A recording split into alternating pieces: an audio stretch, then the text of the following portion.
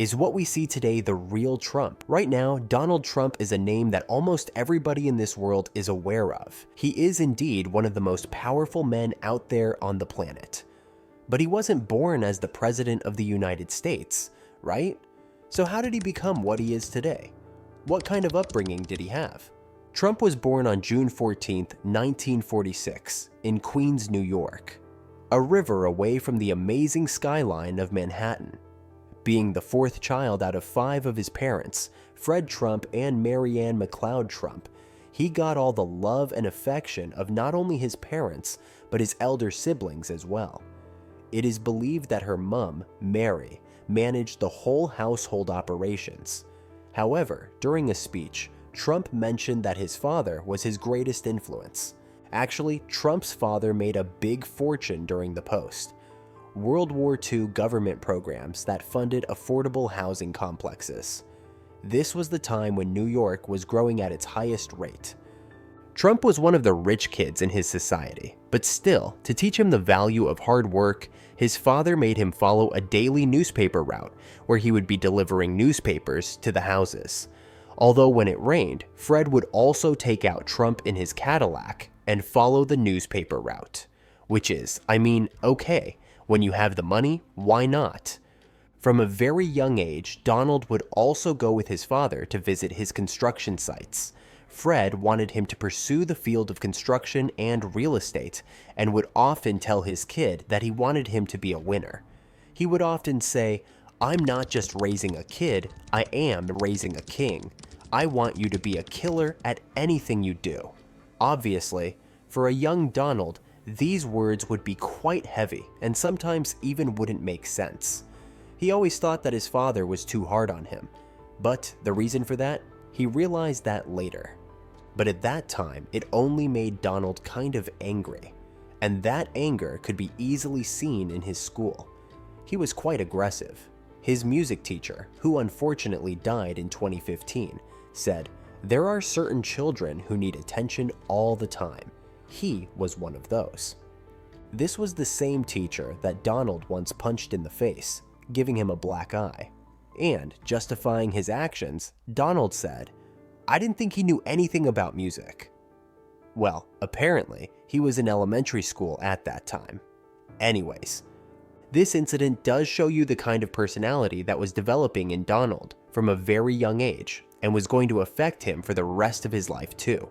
You can take a guess of his personality by this quote in his book that says, "I focused on creating mischief because, for some reason, I like to stir things up.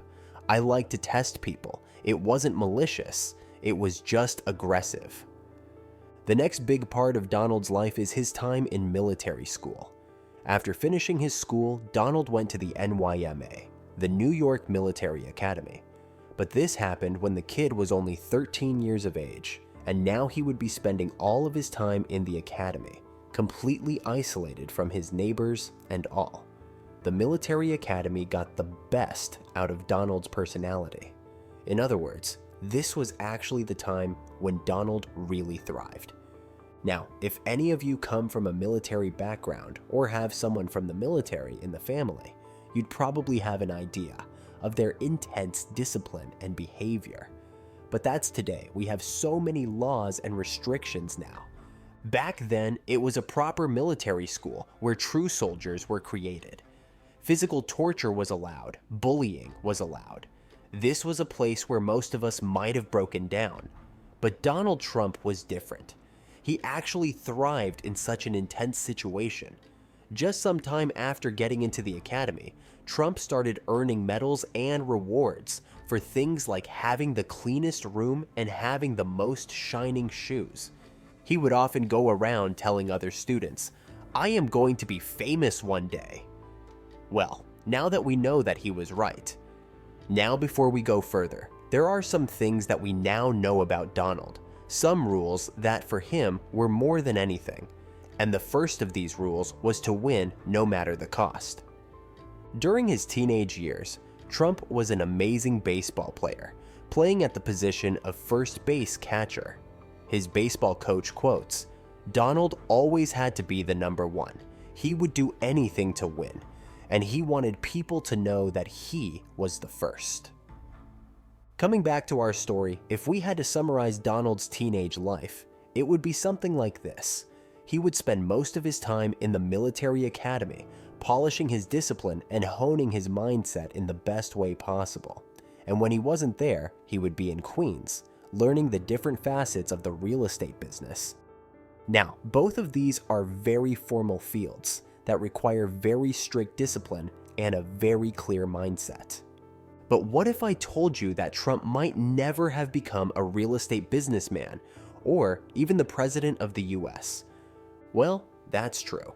When Donald finished his time in the military academy and went to college, he was very fascinated by the world of theater and acting. Fascinated to such an extent that he wanted to be a filmmaker. Can you imagine Donald Trump the filmmaker? How interesting that would have been. His love for films was also the reason why we got to see the appearance of Trump in films like Ghosts Can't Do It and Zoolander. However, this fascination and interest wasn't pursued for very long, as we all know.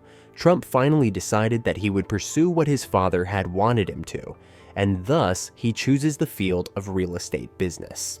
He started learning all those subjects like economics, maths, and business. But now comes a very important period. We are talking about the 70s, and there is already an internal war going on in Vietnam, and the US was supporting South Vietnam at that time. Multiple people were being recruited for the purpose. For 4 consecutive times, Donald Trump's name was removed from the draft list on the basis of educational deferment because he was in college. However, even when he got out of college, he again got off the list with another deferment for a problem with his heel bone. Sounds a bit strange, right? Well, there's actually a big controversy regarding this whole scene. Apparently, the doctors who gave the deferment referral, both of them either lived or worked in a building owned by Fred Trump. There's also speculation as to whether or not he actually did have a heel spur, or whether or not these doctors were just doing Fred Trump a favor by making it so that his son doesn't have to go to war. Finally, Trump does not go to war. Instead, he starts working on his father's business. His job was to build lower and middle apartment buildings in Brooklyn and Queens. However, there comes this moment in 1964 that shows us another important trait of Donald Trump's personality. The second and the final one for this video. So, there was this big bridge in New York, and it was a true feat of engineering. It was called the Verrazano Narrows Bridge, and it connected Brooklyn to Staten Island. On the day of the inauguration of the bridge, Fred Trump was invited, and he asked his son, Donald, to also come with him to see the ceremony. Donald came to the ceremony and sat there in the crowd, and he noticed something. The man who actually designed the bridge was there, but no one cared. No one even called his name once. Donald later made a statement saying, "I realized then and there that if you let people treat you how they want, you'll be made a fool. I don't want to be made anybody's sucker." The statement clearly shows Trump's mindset that it's not just about achieving something or just winning. It's about fighting for recognition.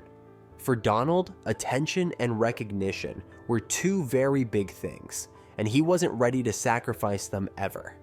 And even to the present day, they are equally important as they were back then when he was in his 20s. Over the course of his life, Trump achieved different feats with these 2 principles.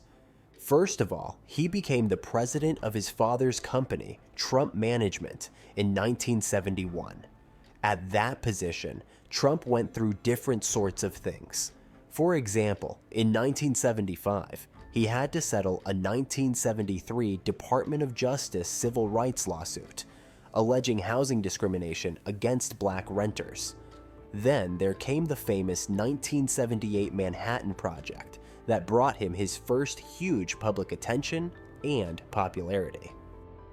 As we all know now, this wasn't going to satisfy Trump's hunger for recognition and fame.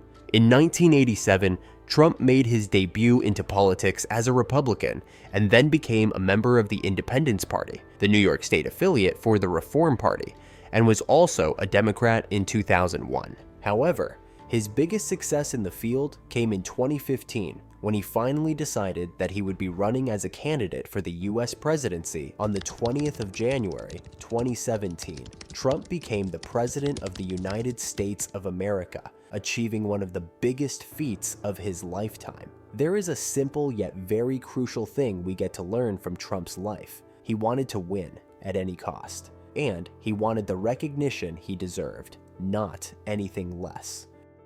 There are some actions that Trump isn't proud of. Let me know if you'd like a separate video on that. For now, this was it. I hope you enjoyed watching the video. If yes, do like the video and subscribe to the channel. And if you want to explore, check the video popping on the left side.